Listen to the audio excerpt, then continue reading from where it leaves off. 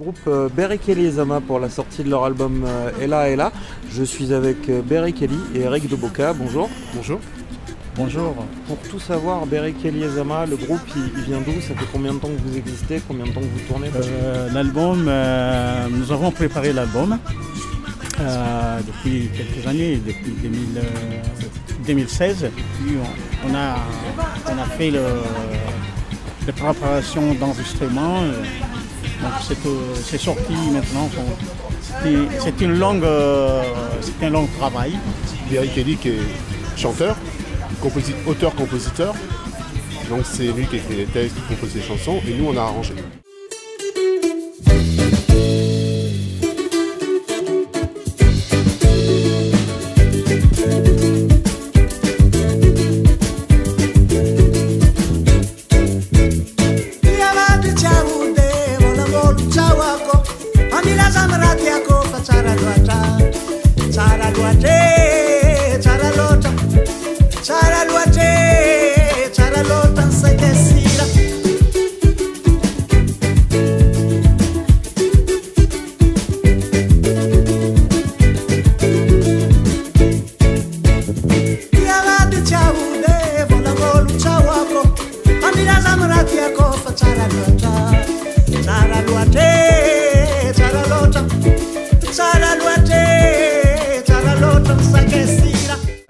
Beric Kelly le dit très bien, donc Beric Kelly du groupe Beric Kelly et Zama, et je suis aussi avec Eric de Boca. Voilà, cet album quand on l'écoute c'est vraiment musique africaine, c'est de l'afrobeat, en même temps c'est très musique du monde, c'est-à-dire à la fois c'est de l'afrobeat mais il y a la rencontre avec d'autres cultures, d'autres influences. Quelles sont justement vos influences, votre univers musical? L'univers musical, vu que c'est en langue malgache, on se base surtout musique traditionnelle, mais vu que Madagascar, il y a beaucoup de rythmes qu'on a là-bas, j'essaie de varier le répertoire, pas seulement en ternaire, mais il y a quelques chansons en binaire.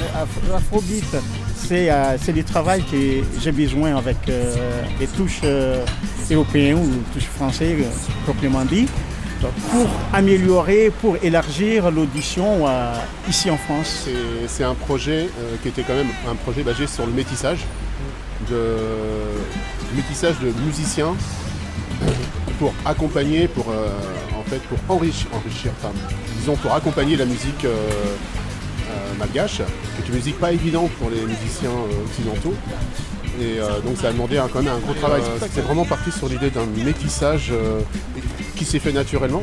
Il y a une empreinte traditionnelle malgache qui est vraiment là, ça c'est certain, notamment avec les salègues qui sont des musiques traditionnelles. Mais nous forcément on la joue à notre façon. Voilà, donc il y a forcément un apport occidental, voire même français, dans la musique qu'on a fait dans cet album.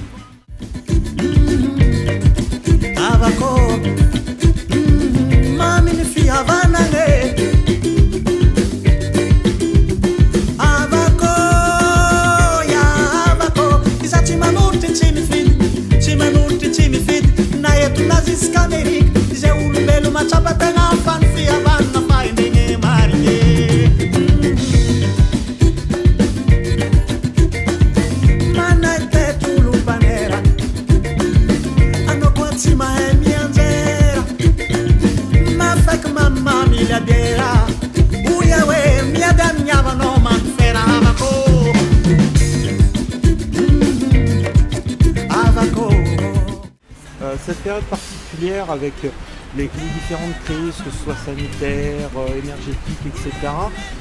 Voilà, comment vous vivez ça à travers votre regard un petit peu métissé aux influences du monde? Principalement la musique, c'est-à-dire la composition qu'on a là, malgré par rapport à le langage malgache, mais c'est ce qui se passe dans la vie quotidienne. Et surtout, des fois, la vie qui touche les compositeurs, qui veut partager comme c'est une chose qu'on a vécue. Il y a d'autres personnes comme moi ou comme d'autres compositeurs qui veulent partager, que je vais partager. Et c'est ça, surtout la vie quotidienne. Et puis, vu qu'on est en France, au lieu d'être à Madagascar, c'est la partie nostalgique que je partage. Bon, quand même, il y a quelques chansons qui parlent à l'amour, mais c'est pas beaucoup. Mais c'est juste une question de partage et puis l'aventure. Et tout ça, je touche pas trop la politique, sauf une chanson comme si il y a une personne qui a gagné d'après ce qu'il a fait, qu'il a battu. C'est ça, comme la chanson Mafouak, c'est ce qui parle, le combat, et puis il a réussi. Je dirais que c'est justement une musique assez positive, même très positive et qui donne, qui invite à garder espoir, à avoir de l'espoir dans l'être humain, dans ce que représente, dans tout ce qu'on peut vivre ensemble, tout ce qu'on peut partager. Et c'est une musique qui invite à ça. Après, et c'est vrai qu'en plus, le mélange culturel, ça accentue ce souhait justement de se retrouver, de partager avec des gens, peu importe la culture. Et ça se fait par la musique. La musique est universelle, voilà, c'est quelque chose que tout le monde sait. Et c'est un des meilleurs moyens de pouvoir partager les choses. Et quels sont les retours justement que vous avez des gens qu'on vous produisez sur scène, des différents médias, des labels éventuellement que vous Le rapport du soleil. Ouais. C'est très souvent ce qu'on nous dit. C'est très souvent ce qu'on nous dit, pour le rapport du soleil. Ah oui, c'est vrai que c'est ça qui est bien, que ce soit les compatriotes ou les Français ou des gens du média. Moulé, moulé, la canene.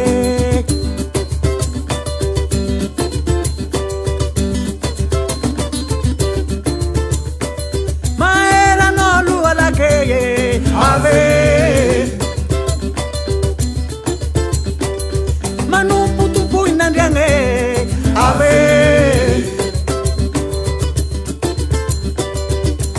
Hey, mame lumpiana kavianga.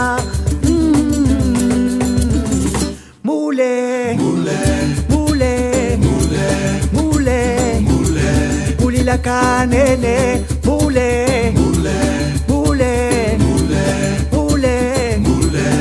la canene.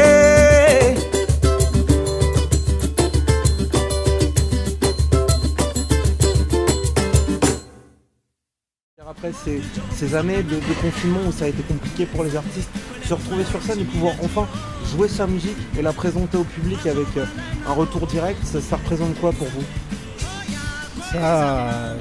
Ça nous fait beaucoup, comme vous dites, c'est la reprise et puis les partages. Vu qu'on avait travaillé très longtemps, c'est le moment du partage pour faire la promotion. Ça nous donne beaucoup d'énergie ou comme si on a besoin de la suite, c'est-à-dire la suite à partir de la sortie. C'est-à-dire maintenant c'est la promotion, donc on espère beaucoup de percussions de la sortie de l'album. Et puis tout ce que nous avons mis là-dedans, on espère que ça va bien répartir. J'inviterai les auditeurs à aller à Madagascar. Parce qu'à Madagascar, en fait,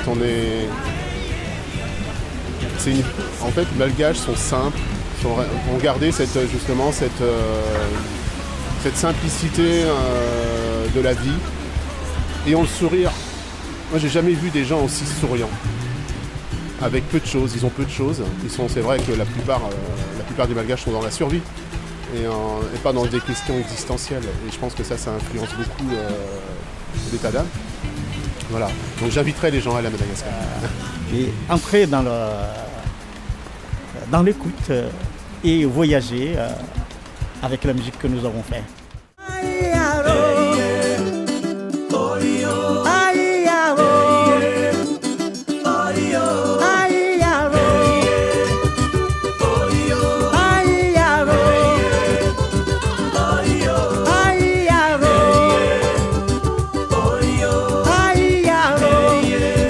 de un chavela, aya, pura chinela.